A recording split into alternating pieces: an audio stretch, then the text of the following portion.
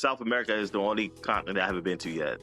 That's one thing that I will say about traveling as well is it teaches you to be patient. I don't want to go to India. I don't know why. I just don't have that desire to go there. It's crazy how you meet people along the way when you go places by yourself. Hey there, adventure seekers. I'm Kenny, host of the Novel World Travels podcast, where I'll explore the transformative power of experience. Dive deep with me as I chat with extraordinary people, uncovering the lessons hidden in their journeys, the good, the bad, and the life-changing. Live vicariously, embrace new perspectives, and grow along with me on the Novel World Travels podcast.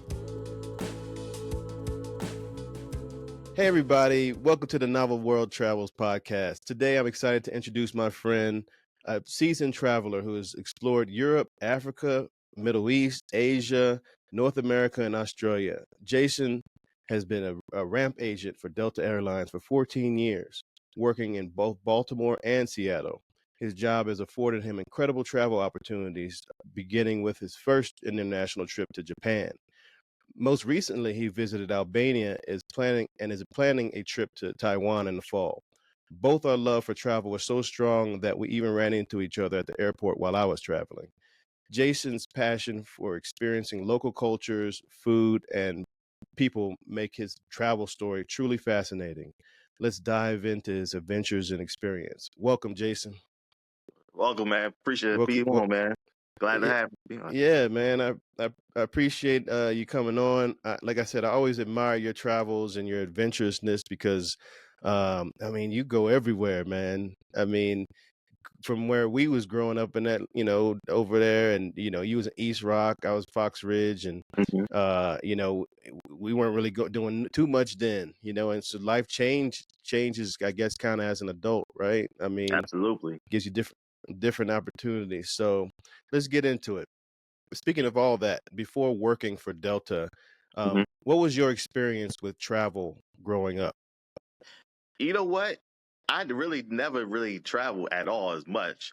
I think the only time I've ever traveled anywhere was like Orlando, Florida. That was my very first trip that I ever took. But outside of that, I never really traveled outside of the country at all. It wasn't until I got with Delta is when I started to explore uh more international travel and stuff. And once I got the taste of it, it became addicted to ever since. Yeah. Did you have any interest before working for Delta to travel? I mean, were you curious at all, or? Oh, of course. That was always in my dream to go travel the world. But I think it's pretty much a lot of people's dream, but you just don't get the resources or the money to do so. So it's like, Hmm. it basically is just a dream at that point. Hmm. And so, did Delta ignite that passion even more? Like them giving you the opportunity? Oh, absolutely, it did. Absolutely. And then Yeah. also connecting with other ramp agents there that's also traveling as well. It'll ignites your passion to travel as well. Yeah. Do you travel with people? I do.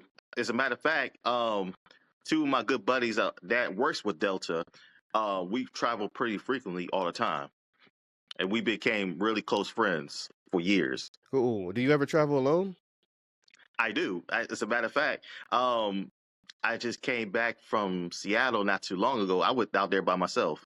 But yeah, I mean, outside of that, I mean, I do go to a lot of places by myself. Like, I went to, believe it or not, like 2015, I actually went to Israel by myself. Oh wow. Yeah. That's a big place to go by yourself. That's a cool place too. I've been to Israel.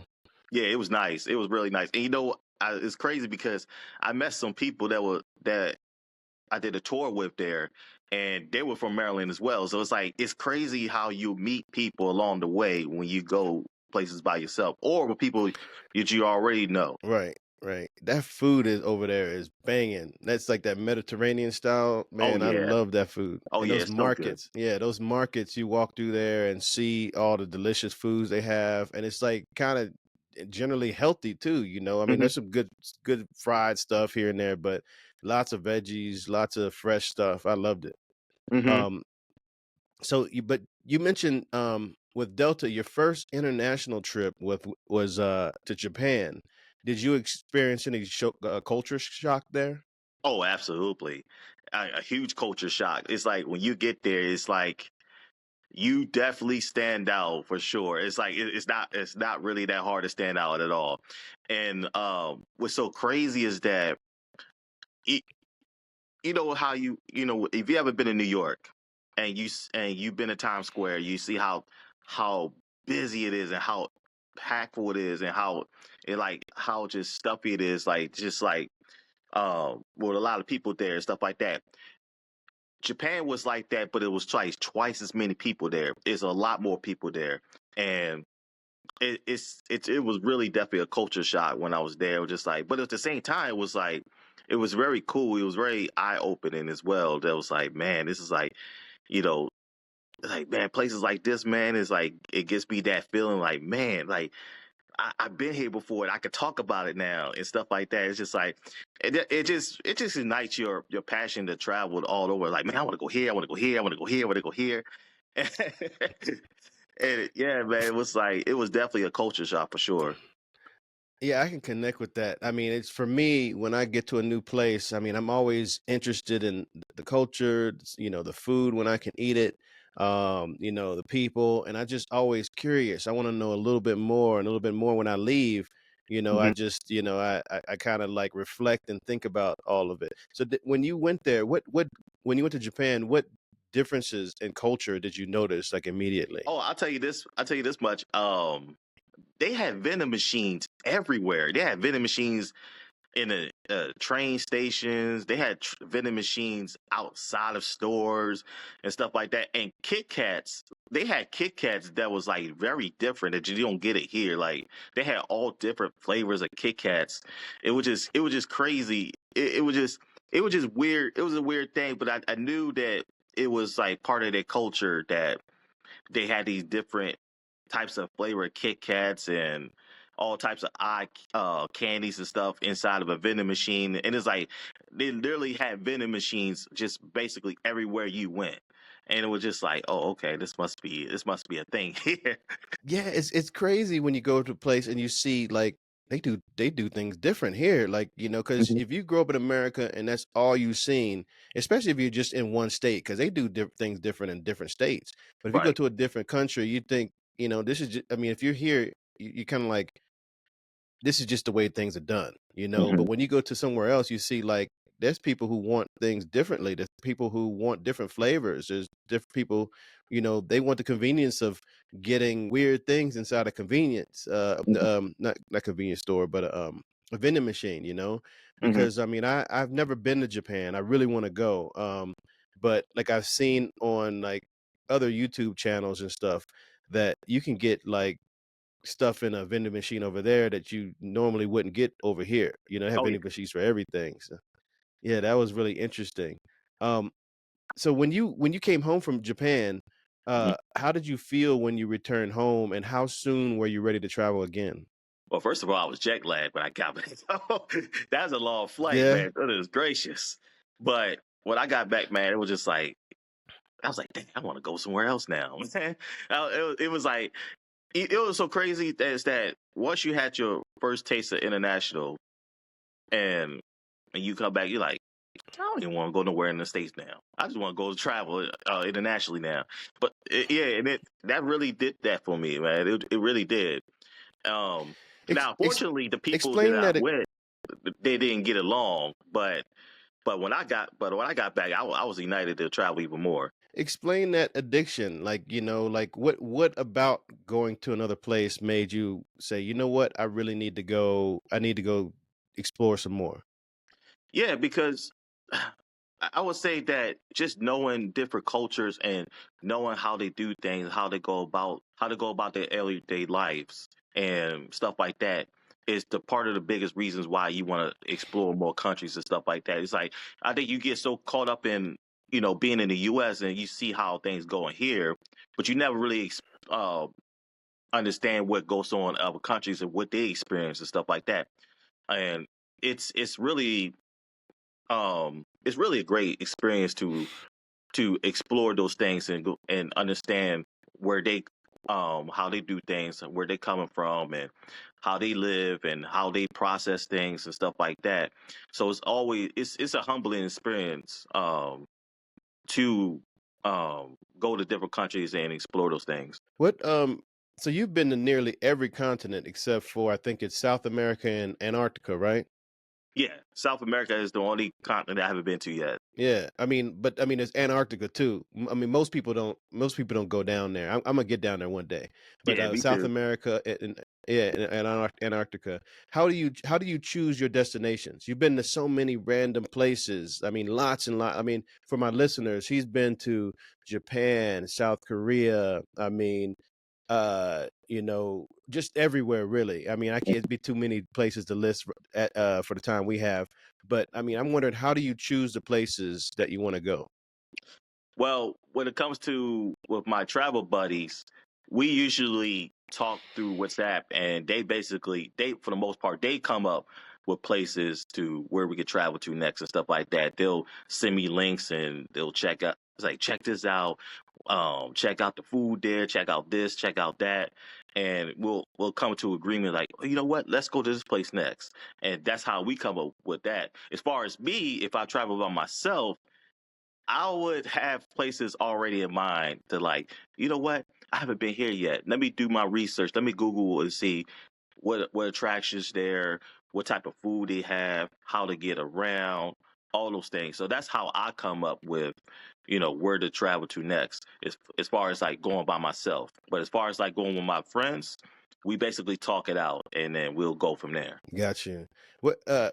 What's been maybe one of your favorite places you've ever visited? Like some place you've been that you really Oh enjoyed. man, Phew.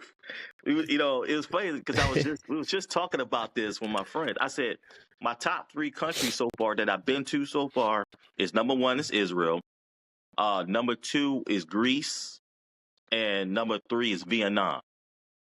Um, we Oh As a matter of wow. fact, Vietnam was probably one of our favorites for sure, and all three of us that we went to.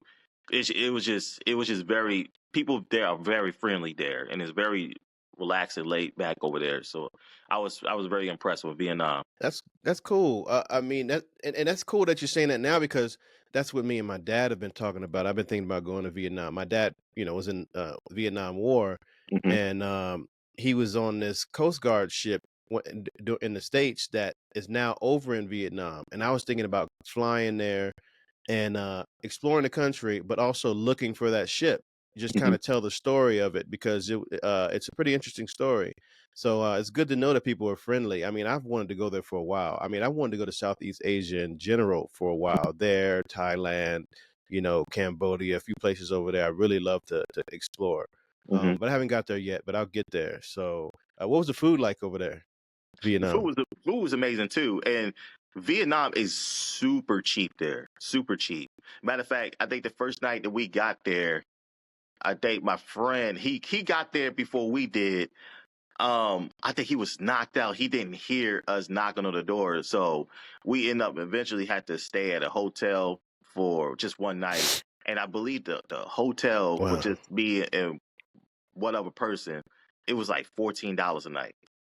It you was super lying? cheap there. Wow. Yeah, super cheap. Oh man. The food Wow. was When super was cheap this? there too. Uh, Back in 2018, or yeah, Oh, that wasn't too 2018. long ago. Wow. No. That's that's wild.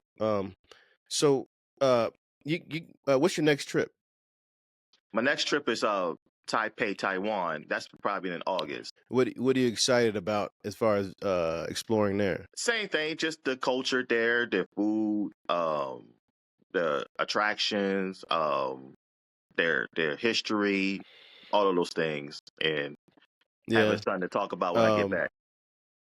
and not to bring up, this is not a controversial podcast. That's not the sort of vibe I have. But I mean, I guess knowing that you're going to Taiwan, it's kind of I have the question of there's this thought of China at some point invading Taiwan. And I Hmm. don't know how big a threat that is, but have you thought about that? Does that concern you at all, or is that just, afterthought? I read about that too. the other day. They just actually, and it's a little bit of a concern, to be honest with you. But at the same time, it's like, if I get an opportunity to go somewhere and it's a once in a lifetime thing, why not take it? And it actually, to be honest with you, Hmm. China is one of those places that was on my bucket list to go to. Particularly like dang, what's the place? Shanghai and Beijing. Beijing, because I would definitely want to see the Great Wall of China. What do you so speaking of that, what that could be a concern or even a fear for some, but Mhm. when it comes to people who thinking about traveling, should they let their fears and hang-ups prevent them from traveling? I don't think so. What's I your think you, opinion? you, you definitely want to exercise on the side of caution. You want to do thorough research and make sure that wherever you're going is going to be a safe environment for sure. Like right now, I wouldn't advise anybody to go to Israel right now until everything gets resolved there. I think you have to use some type of discretion before you go anywhere. Like for me, like even when I go to all these places and stuff like that, I do thorough research first and ask around to see what places it is safe to go to, stuff like that. I just don't wing it. You know what I'm saying? That wouldn't be a wise thing to do. I think you have to do thorough research and you have to ask around and stuff like that to make sure that whatever place you're going to be safe. Everything's going to be in the upper up, and you're going to be just fine. And Taiwan is one of the same places I'm doing research and making sure that everything's going to be in the upper up. I'm not going to be in no danger or anything like that. just piggybacking on that, you can also look at the State Department website Hmm. and see the United States says about a particular place. If you go in there now, you'll see that it says, don't even mess with North Korea, don't go to Iran, don't go to Ukraine, obviously. But Hmm. it'll tell you it's this place is really safe. This place exercise caution, so you can always go to the State Department. That's usually a trusted place you can go. But Hmm. speaking of all that, have you encountered any challenges on your travels? And if so, how did you overcome them? I would say the only place that I've been to that it was kind of a challenge to a degree was when I went to Cairo, Egypt. Just because I didn't realize how much the people there like to force getting money out of you, stuff like that. It was just one of those things that I didn't understand or didn't know that this is what they do.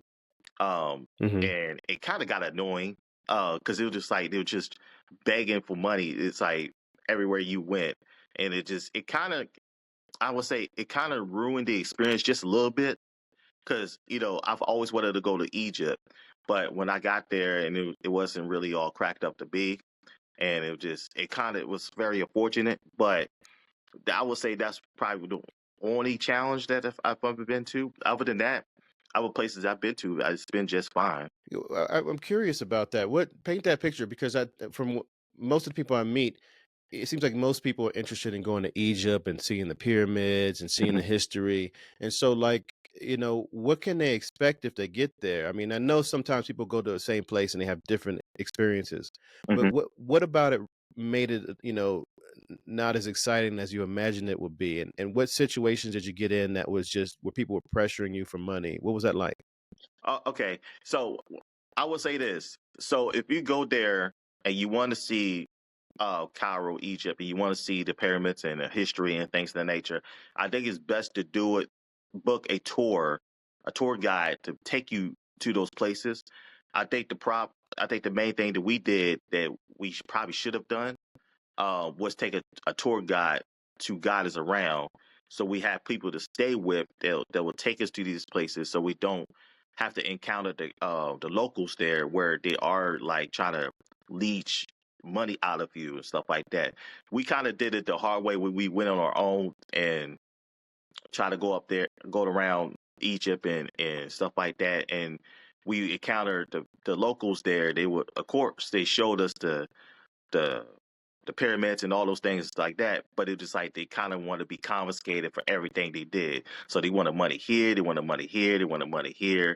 and stuff like that. So it kind of got to a point where it's like it just basically became like a real business for them, which is like, well, we're gonna see how much money we can leech off of them, and not Yeah, really focused on that's them I guess that's enjoying the just the experience. culture. But I mean, like for me, I prefer traveling without tour groups. But in some situations, that's just probably the best option. Then, Hmm. especially there, sounds like. Well, when I went Um, to Israel, I took a tour guide because first and foremost, everything was in Hebrew, so I didn't I didn't I had to get around on my own as it is. But taking a tour guide, I think in those places, some places like those might be the best bet. But yeah, I'm just like you too. I love to do it on my own and get to those places on my own, not have to rely on tour guides because it's a better experience overall. But I think some places you have to use a little bit more discretion. um, mhm. so yeah, so I found that out the hard way. So, out of all the places you've gone, Hmm. uh, good or bad, what is what destination surprised you the most? You went it, you were at home, you've been planning for this place. You say, "Oh, this is, I don't know what I'm going to expect here, but I see that this has this landmark and I hear the country is like this." Then you got there and you experienced your week or so, however long you were there, and it's completely surprised you. You know what? I'm going to say Scotland. It surprised me the most. Scotland, I, just the architect there and the history there. Matter of fact, we went to a pub there that was like built in the 1600s. It was like it was crazy. It was just crazy. I didn't expect Scotland to be that nice. Um, mm, I didn't expect the people to be that nice. I didn't expect the architect to be that nice. Like I didn't really do much research on Scotland. My homeboys came up with the trip. They was like, "Yeah, we'll go to Scotland." I'm like, "All right, cool." I'm like, "Scotland? I ain't never heard of Scotland." I'm like, I heard of Scotland, but it's like, I don't know. I don't know about this one. And then I got there and I was very impressed. So Scotland definitely surprised me for sure. yeah, it's amazing how the media, whether it be a magazine, a website, or even the news, kind of portrays a place, and you get a certain impression growing up about it. But when you get there, it's like something different, Hmm. you know. So that's kind of a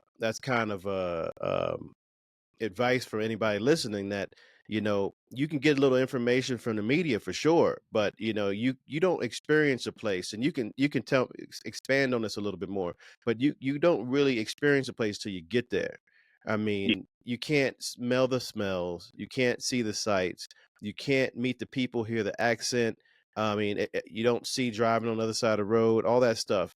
Like, Mhm. I mean, what do you think about that as far as experience a place? You got to really be there, don't you think? Oh, absolutely. The best experience is to go there. Just like when a lot of places that I've been to that you've been hearing like, oh, it's crazy here, it's crazy here, it's crazy here. But then when you get there, it's like it's completely different than the picture that they paint. Like when I went to Israel, like you hear a lot about, what's going on in Israel and stuff like that. But then when you get there, it's like no, that's it's not quite how they picture it. Like, don't get me wrong, there's issues that do go on there. It's just that it's not as big as they make it out to be. Like, I think Mhm. Israel is probably one of the safest places that I've been to um, when I went. But this is back in 2015, of course. But it was very safe there. So you're right about that. Is that sometimes it's just best for you to go experience places yourself or with people that you cool with and get the experience for yourself and let that be your deciding Yeah. factor. Right, right. I mean, yeah, Israel's really safe. I mean, you got soldiers walking around with guns everywhere for the most part. So Oh, I mean, man. like you're safe there. Hmm. So is there a place in the world that you do not want to go, or places that you're like, nah, I ain't never going there? India. I don't want to go to India. I don't know why. I just don't have that desire to go there. It just, eh, no. It's one of those places. I said, I said this not That too long ago to somebody. I said, you know what? I really have no desire to go to India. I really don't. really, that surprises me because that seems to be a top destination for a lot of people. That's a place that I kind of want to go.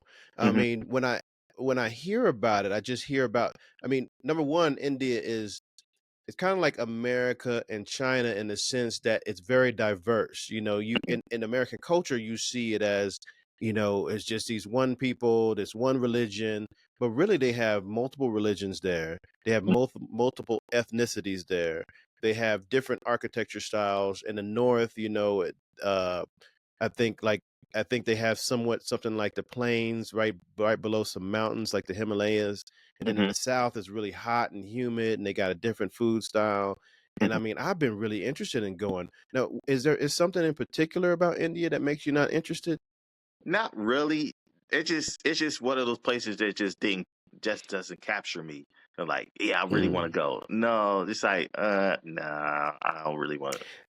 I think India would be one of those places like Scotland. Like you touch ground, you probably will dig the food. You probably be like, whoa, this ain't nothing what I expected, man. You might be right. What? Yeah, I mean, I think that might be one of the places. Who knows? Who knows? Yeah. Any other places you don't want to go? I think that's probably the only place that I'm not too high on right now. But other Yeah. places like, yeah, I definitely want to go here. I want to go here. So out of all the places that you can choose not to go, you're saying you don't want to go to India, but you go to North Korea. No. Oh no. No. No. Okay, okay. So you're saying that's a given. You don't want to go to Yeah. North Korea, Iran, nothing like that. Mm-mm, no. I do want to go to No. Cuba I though. okay, yeah, yeah, Yeah. yeah. Um, I mean, for me personally, I want to go to every place on this planet. Now, there are going to be some places that, like, I'm kind of prohibited to go to, and I wouldn't want to go because of safety reasons. Like, of course, I Hmm. wouldn't want to go to. I mean, I likely wouldn't want to go to Ukraine. I mean, it's a possibility depending on where it's at. I definitely wouldn't want to go to North Korea because I wouldn't want to, I want to make it out of there. Hmm. But I would be curious to see what it's like, if it was safe. Iran, I mean, I hear the people and the food is just off the charts. I would love to go there, but I mean, they're not really digging Americans. Some of them, Hmm. the government anyway. Cuba, I wouldn't mind going there. I haven't been there. And there's a lot of places, that like the State Department says, you should probably be careful about going to, but I'd like to check it out. I mean, Hmm. like I said earlier, I even want to go to Antarctica. Hmm. I mean, it's cold down there, but I mean, they have researchers and people who are living down there, and they have their own culture that they've sort of had to create because they're in a different place. They can't grow food, or the food that they do grow is limited, and they have to ship everything down there. And I'd like to experience that for a minute. Yeah, So, absolutely. yeah. So we've been talking about international travel, but you've lived in different places in America and you've traveled around America. Hmm. So, I mean, how has traveling to different regions of the United States and living on both coasts influenced your perspective of our country? Oh man, you know what? It definitely has for sure. Like, I was just telling my mom about my experience when I was living in Seattle. I said, Seattle. I said, that was a very interesting place to live in. I said, I never lived in a place that was very more liberal than Seattle. I said, don't get me wrong, Maryland is liberal too, but for some reason Seattle is a lot more liberal. It's a lot more. It was good to the extent because it's like you get to experience a lot of different people with a lot of different ideas and opinions and things of that nature. So it's like it's they're more accepted and open in Seattle, and you'll meet very interesting people there. So a lot more people there are a lot more open minded to different things there. And living there for like almost 8 years, I got to see that and I got to experience it, and it was really cool.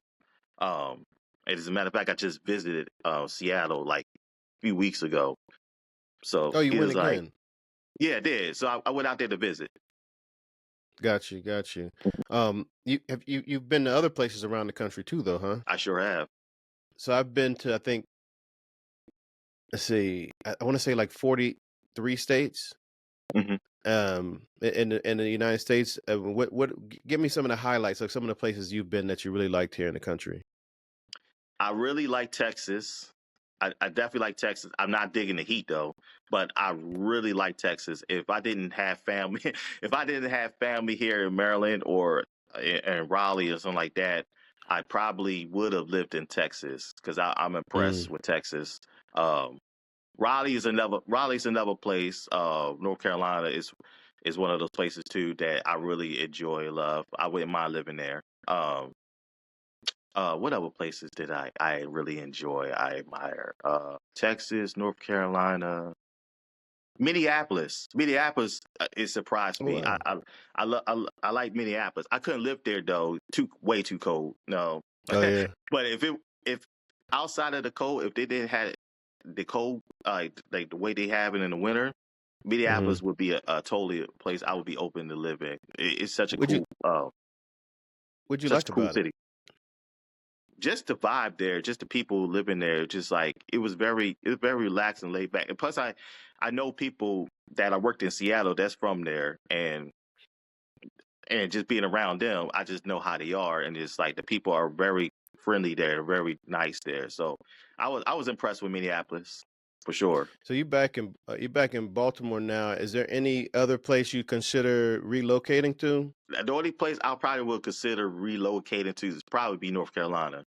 Uh, Only Hmm. just because it's cheaper than Maryland, and I got a lot more family out in North Carolina, so that would be it. If outside of family, if I wasn't worried about family, I would probably be Texas.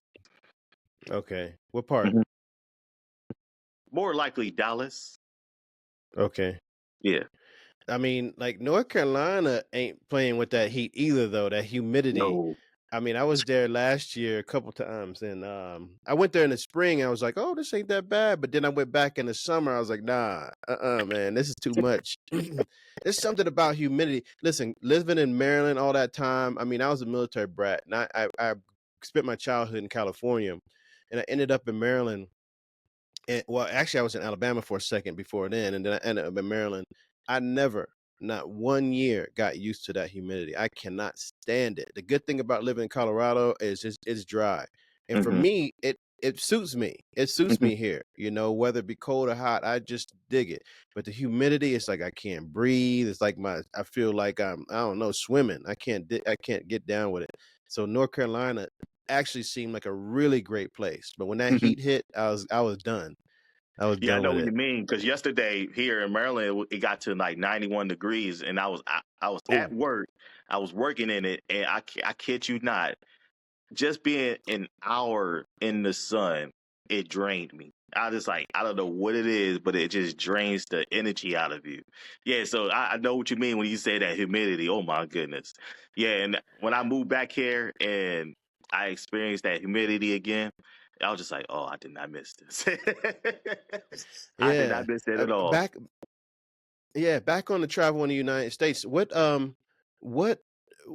what can you tell me about the diversity of just in this country? Because from my point of view, we got 50 states. It's almost like 50 different countries in a way. We just all speak the same language. But you can Hmm. go to North Carolina or Alabama and hear an accent like you know, way different than you would in New York. Just kind of like you were in Scotland, their accent, they speak English mostly.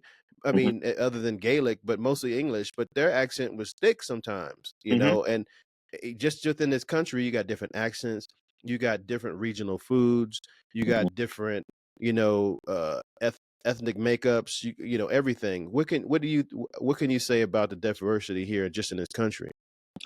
Well, it's interesting you said that because when I was in Seattle, that was one of the things that stood out to me is the big group of culture there. It's like they had a bunch of people that were Polynesians, Somalians, Asians.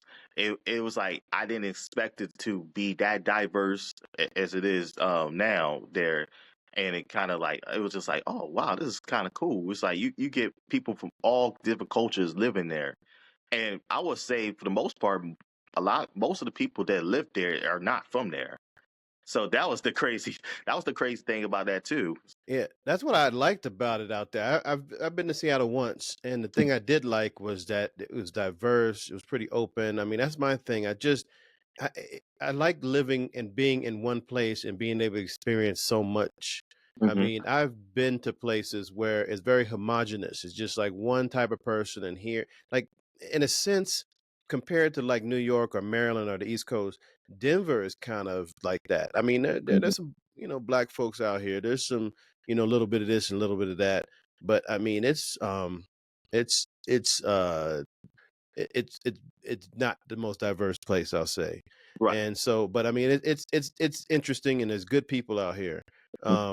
But I don't know if this is a place I want to stay. But because I mean, I just like diversity. I just got back from San Diego, and it was pretty diverse to Mhm. some extent. I mean, you saw a lot of Asians and a little bit of this, and some Africans, Muslim. This, I mean, I loved it, and I love the weather out there too. So I don't know, maybe that Mhm. would be a place I end up. We'll see.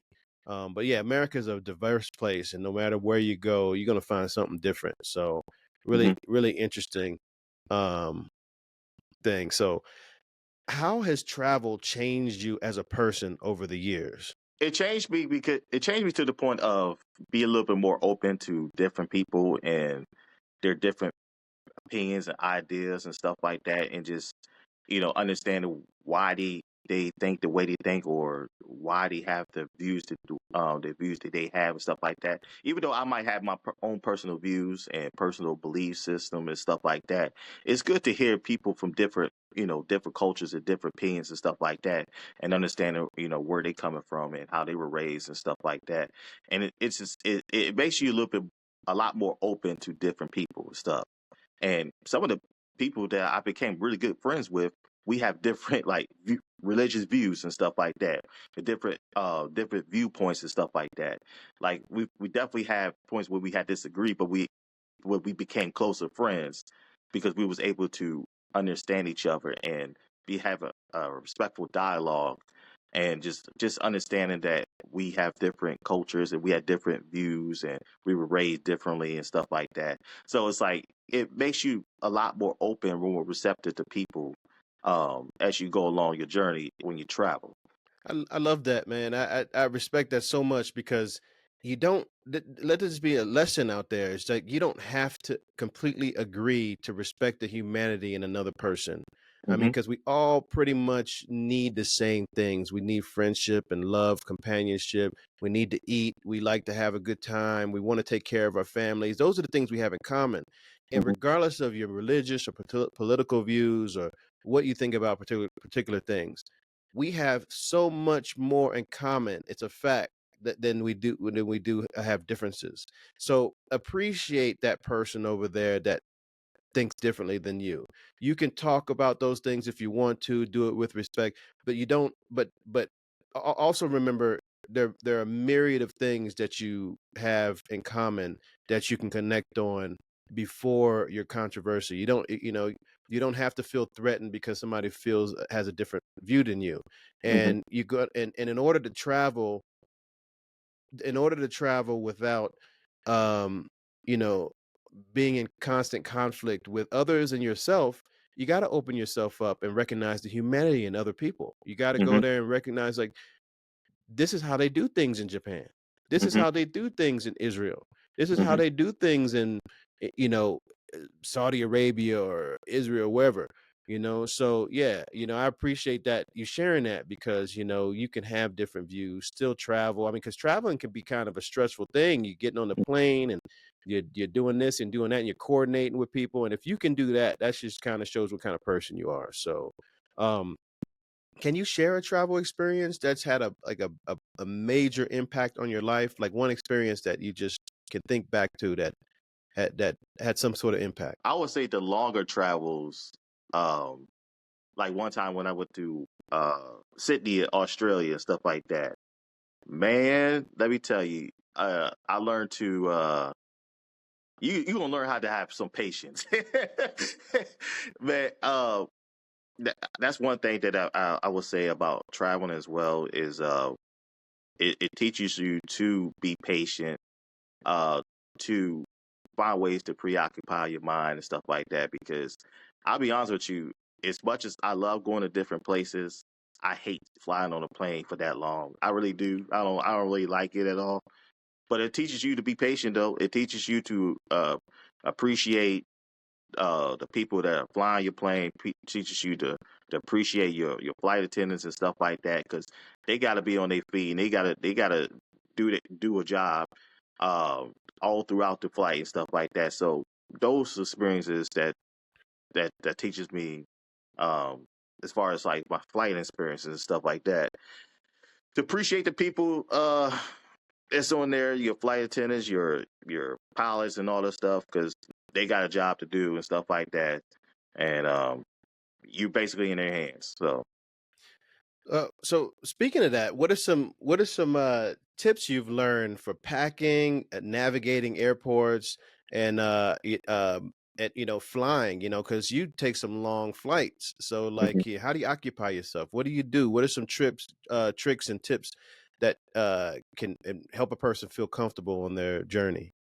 I'm gonna be honest with you, man. I still trying to figure that out, especially those long travels. Like now, if you do a flight that's like 7 hours, I would say that watches at least three good movies that's over 2 hours and 30 minutes should able to do the trick, and maybe get a nap in here and there.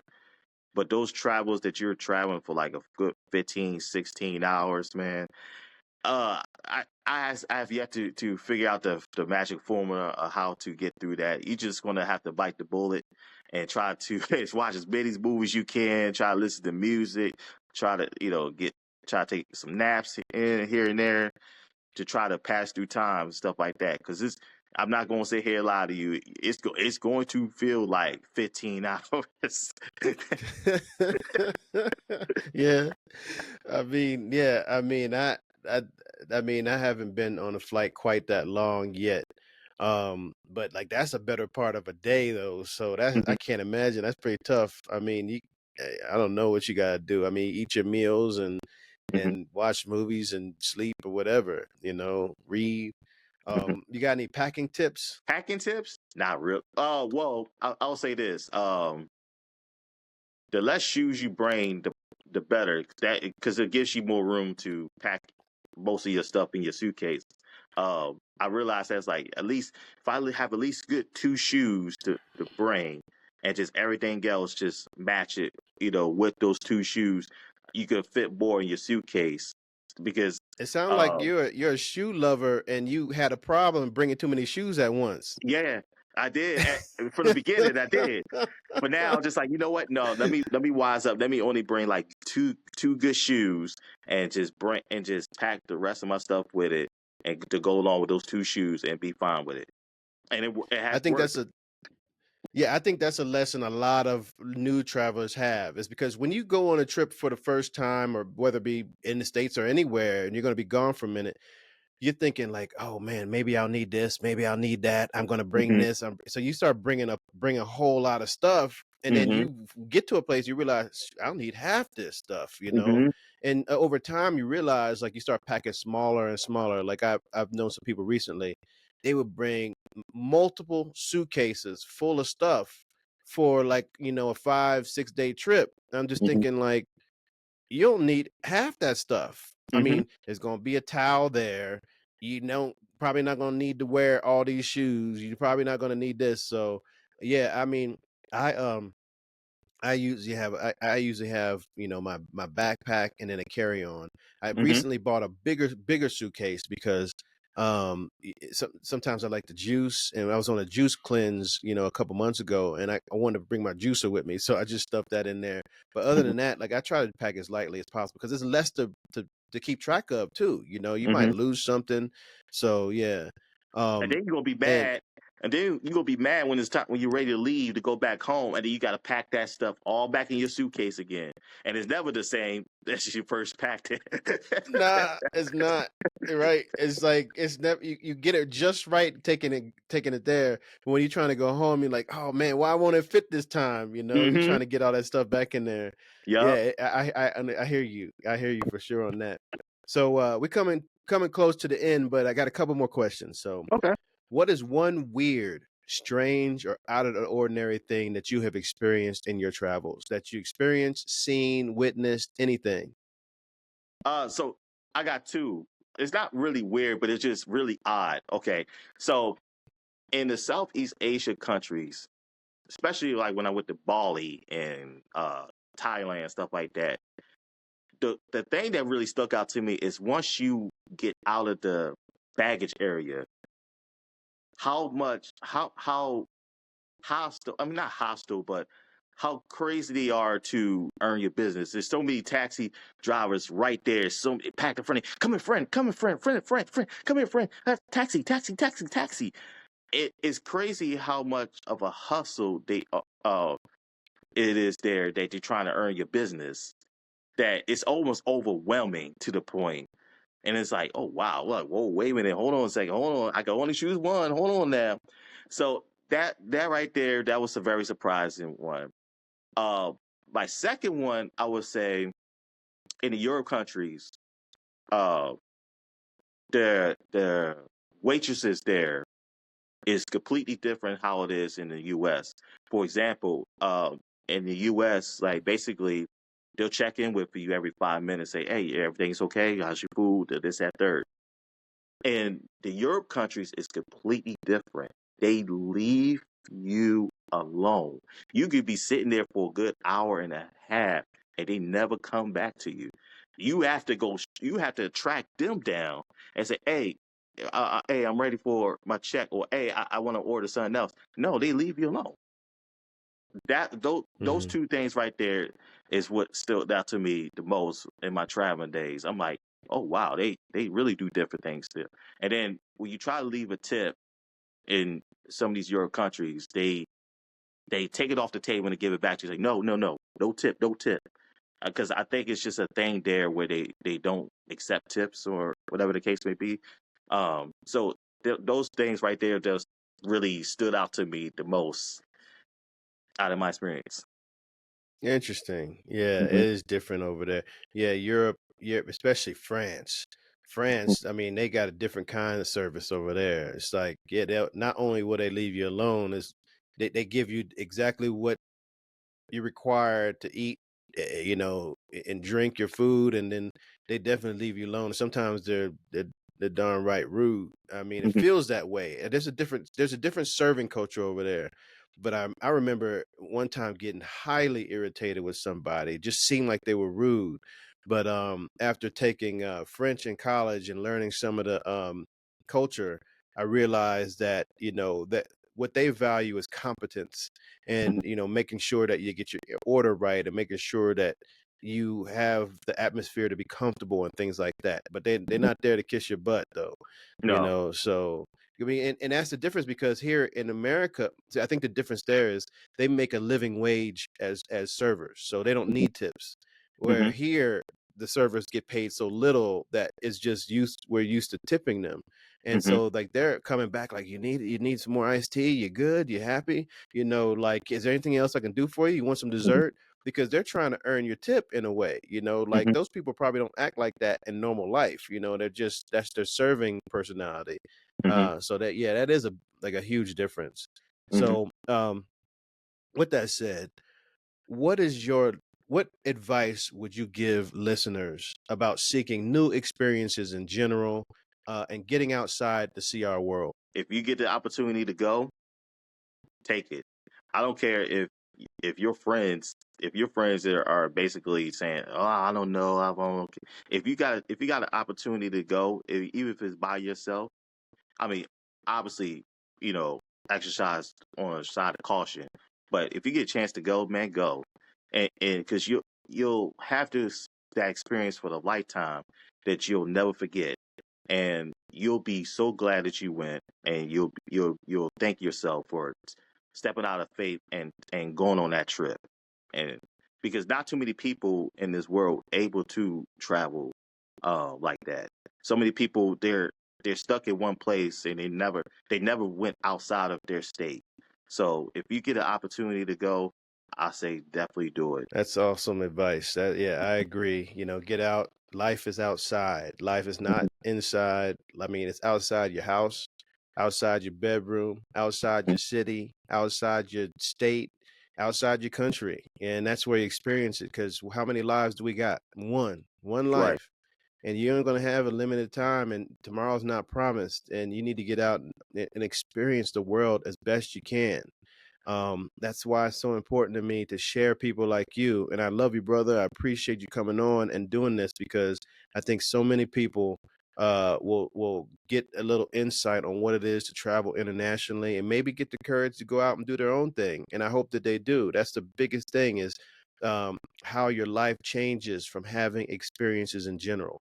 And the experiences I like to have is traveling. But I mean, you can do anything. You can even go to a, maybe there's a festival around, in another city nearby that you can check out that you Hmm. normally wouldn't have gone to. And you go and try something new, and you like something that you didn't even know you like. There's so many different things in this world that we like that we haven't even experienced yet, because we haven't Right. given our self the chance to. Yeah, we can sit here and have the same meal that our mom made us growing up, and that's my favorite meal for the rest of my life, and have my favorite shows that I watch over and over, and go do this thing down the street that I always go to, and go to the same restaurant. But my buddy here, Jason, has gone to restaurants worldwide and has found things that he liked that he didn't even know, Hmm. found experiences he enjoyed that he didn't know. I'm sure that some of it wasn't perfectly, positive every time, but that's life. Not everything is perfect, right? So Yes, I sir. mean, get outside and live this life. So anyway, with that said, I appreciate you, man. I love you. I really appreciate you coming on. You've been a good friend to my brother, to me. And I really admire your travels and your adventurousness, because, a lot of people from where we were growing up haven't really gone out and done the things that some of us have done. And I just love to see it, man. So thanks for coming on. Thanks for having me on, brother. Love you too, bro. Thanks for joining me on the Novel World Travels podcast. Subscribe on your favorite platform, leave a review, and share it with your friends. Join me on my community on Facebook. That's / Novel World Travels, and Instagram, Novel World Travels. And join me on my webpage, which is novelworldtravels.earth. And remember, life is outside. And if you can't get there, join me and my friends on the Novel World Travels podcast. I love you all. Life